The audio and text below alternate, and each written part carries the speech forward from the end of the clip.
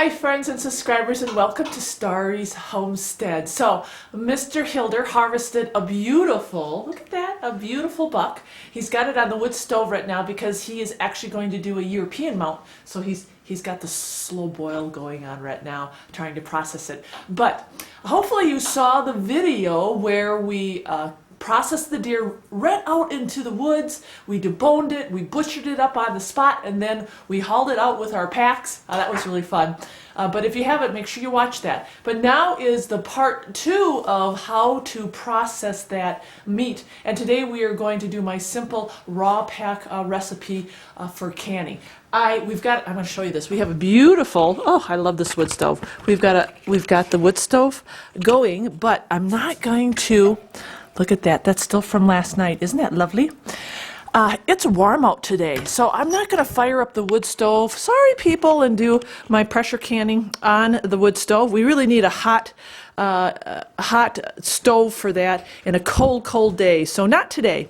But I am going to take you out to my little canning center, and that's where we're going to do the canning. So get your jars ready. Let's start getting our meat cut up, and let's get to it. Recipe, you need to get your jars ready, but getting your jars ready just means washing them. We do not need to sterilize these jars because the pressure canner sterilizes it for us. So I like using wide mouth jars because they're easy to pack, and then when they're ready to use, I can get the meat out quite easily. Now, if you look inside my jars, I do a little bit of different stuff. I put a little bit of garlic salt in there. These, I have a little bit of my dried onions. Be creative. Whatever you want to use for your flavoring, just add it in the jar. I do not pre-cook my meat. As you know, Starry doesn't like any extra work because I've got enough work to do myself. So I don't pre-cook my meat. I raw pack it. And the other thing is, look at this beautiful venison. Make sure your venison is clean. Take out all the tallow. Take out all the ligaments. Try to clean it up as best you can. Because a lot of people who complain about their meat tasting gamey, there's a reason why it probably tastes gamey. Gamey is, again, it starts in the field when you're taking care of the animal. You need to take care of it quickly.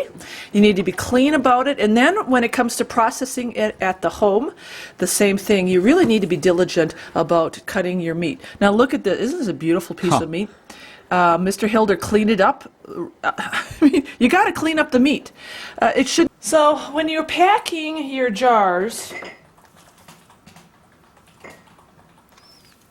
you want to pack them as tight as possible because remember, once this meat is cooked, it's going to shrink. It really does. You'd be amazed. Everything shrinks when you can. I did some apples the other day, and I kind of experimented because I used a recipe that called for covering the apples with the light syrup. And I did, and the first batch I ended up with quarter jars of apples because there was so much liquid in there. And so I experimented the second time around, and I barely put any liquid in there, and lo and behold, I had a full jar of apples. So just remember, it's a kind of a canning tip that things do shrink, and you can really stuff in there. Now, with this recipe, we don't add any broth. We don't pre-cook. This is called the raw pack method because what's going to happen, and it's completely safe. You think, oh, how can you pack raw meat in jars like that and get a finished product? Well, you can, because remember, the pressure canner is going to cook all of this lovely meat. And it then, inside that jar, becomes a sterile environment. And that's why we don't have to sterilize our jars. We can start off with regular jars. I don't have to heat them up. I don't have to. All I have to do is just have clean jars. And really important, because I just opened up a new box of jars here. Make sure you wash your jars. I don't know what the smell is in some of these jars. I don't know if you friends at home have opened up a canning jar and they smell horrible. It's like rotted apples. I've been finding that lately with my ball jars. So just wash them real good with soap and water. Drip them dry. But look at that. This is my raw pack method. Nothing fancy. Raw packed into the jars, and don't forget to heat up your lids. Just because the jars are not heated up doesn't mean you can't skip heating up your lids. Now, I'm going to talk about reusing lids because a lot of people, there's a lot of controversy about it. Starry does not, I shouldn't say does not, Starry does, what do I do? I don't know what I do, but I can't. Okay, are your jaws ready? Okay. Okay, are your jars ready? Now you have to make sure to heat up your lids, and then we should be set. Now I'm just going to real quickly talk about lids because I have a lot of comments about can you reuse your lids, and I hope you all know Starry reuses her lids. She is frugal, but she's not cheap. I do stock up on lids all the time. Every time they're on sale, I buy new lids, of course. But I do not spend the time and the, I shouldn't say spend the time, spend the money on Tattler lids. And the only reason why is because they're very, very expensive. And for the life of the lid that I get from these balls will far outweigh the use of a Tattler. They really will. That's what works in my homestead. Now when you reuse your ball lids, always look at the edge to make sure there's no dents. Make sure it's still gummy and it's in good condition. If it's not, then of course common sense people don't reuse it. But I will say I have gotten at least so far three times the use out of these lids. I've used them 3 times. So I need more lids. And this is the dog's food. See, I put the dog food in the smaller ones so that we don't get confused. Never talks about, because when I was packing my raw meat in here, this meat came out of the refrigerator. It's a little bit on the cool side. I do not want to right away place it in my canner. My canner's heating up. So what I'll do is I'll just stick this in some warm water, and I'll show you what else I do. Wood stove. See, so they heat up. So sometimes we'll store a venison outside if it's cold enough, and when you're raw packing, you may find that meat is cold. So you want to make sure that it's heated up before you put it in the canner. Okay, just kind of a tip, because I have learned the hard way. I have actually cracked some jars by being too much in a hurry. Sorry, sometimes gets in a hurry. So just do that just for a couple minutes, just to warm stuff up.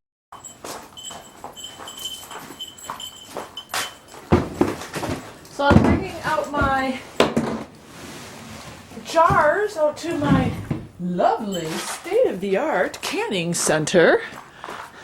Yes, indeed. Look at that. It is beautiful. I know. I've had people actually... People can be really crude, and that's okay. I just kind of laugh at everybody because, really, I have a joy for life, and I do love people, even the people who are negative, even those trolls who sit in their closets and have no friends. I love them, and I know sometimes I've had comments that say, oh, your homestead is so, ew, you look like a hillbilly. I don't know, what is a hillbilly? Well, if a hillbilly is this, then I'm a hillbilly. And I don't mind being a hillbilly because I'm just a joyful person on my hillbilly homestead. So what I'm doing right now is packing my jars. I'll show you what this looks like.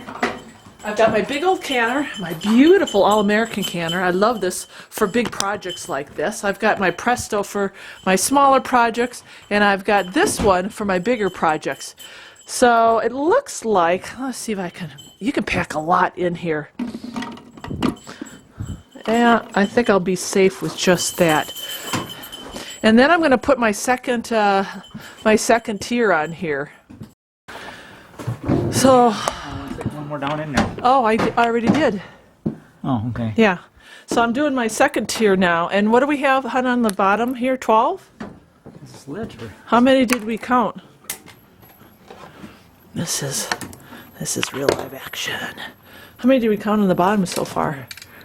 13. 13. This is why I love this big canner. Because when you get something like a deer, I don't want to be canning all day. Look at it. It's a beautiful day. Look at. There's Mario waiting to go with Mom. So I don't want to be canning all day. And that is why this is a wonderful purchase for a homestead. Because you know what? Time is of the essence. It's valuable. More time means more fun. More time means more fun. Okay. That's it? No, you ain't gonna get it. Oh, so you do it, and don't forget the Vaseline around your ring. And again, I know I've had a lot of people point out to me, what is the earth falling in? I've had some people point out to me that you can use olive oil. You know what? I used olive oil once before, and that lid got stuck.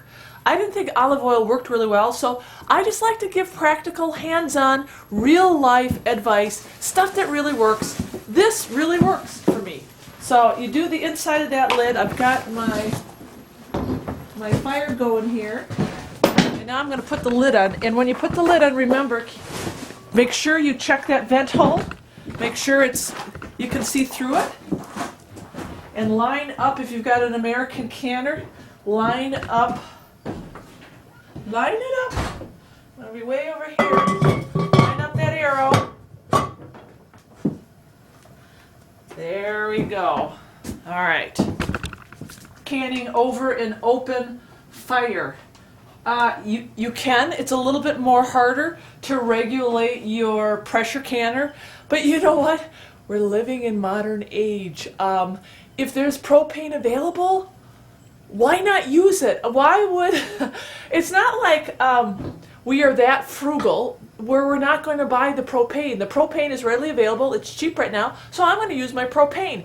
If stuff really gets bad and I need to do it over an open fire, I will. But right now, my firewood is valuable. It's valuable to heat the house.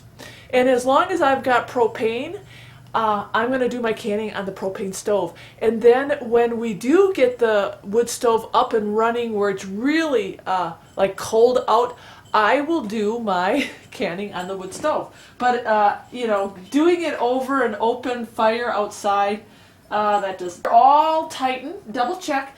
And then I'm going to actually go inside the house for a little bit and do some more work. But wait for that steam to be steady and strong. Time it for 10 minutes. And then we're going to get your weight handy, because then we're going to get the weight on and we will start pressure canning. All right, friends, look at that. The canner is steaming. That's what we want. And it's been 10 minutes. So because I'm doing pint jars, I'm going to put on 10 pounds. Check your own recipe because it really depends on altitude. 10 pounds of pressure, and it's going to be 75 minutes, but I'm not going to time it until that jiggler starts to jiggle, and that pressure will start getting up there, and then that gauge will pretty much stay. Usually it gets up to about 240, where the 10-pound mark is, and then it'll just kind of stay there. But I'm going to just wait. It'll take probably a good another 10-15 minutes before that'll start jiggling and pressurize this whole thing. I want to show you how it turned out. It looks wonderful. The big canner, look at that. Oh, isn't that wonderful? So we have a lot of beautiful canned venison. When you take it out, just know that it might be bubbling a little bit like that. It's still cooking. So that's why you want to get it out of your canner as soon as your canner is depressurized. And then I'm going to do another batch of my smaller Presto. It's nice to have 2 canners on the homestead. These are obviously for big processing projects. But then when I have smaller ones, man, the Presto really does a great job too. All right. From my homestead to your homestead, really thank you gals and guys for coming along. I wanted to share the whole process with the harvesting of the deer and all the way to raw packing this meat, because we really do advocate for a self-sustainable homestead. Hunting, hunting, hunting. You know, it is the only renewable resource out there that is really reliable. Raising farm animals just for us is so much work, and it costs money. And you know, when you're on a budget, farm animals too can be costly. And that's why we just have the chicken. So we really do rely on hunting every year to put food in our pantry. All right, so hopefully you learned a little bit about hunting and harvesting and how to process it from start to finish. All right, God bless you guys. Thank you for coming along. Mr. Hilder's got more work for me. So this goes into the next one. Look at that, boy, oh boy. But we did good. So get out there and get hunting.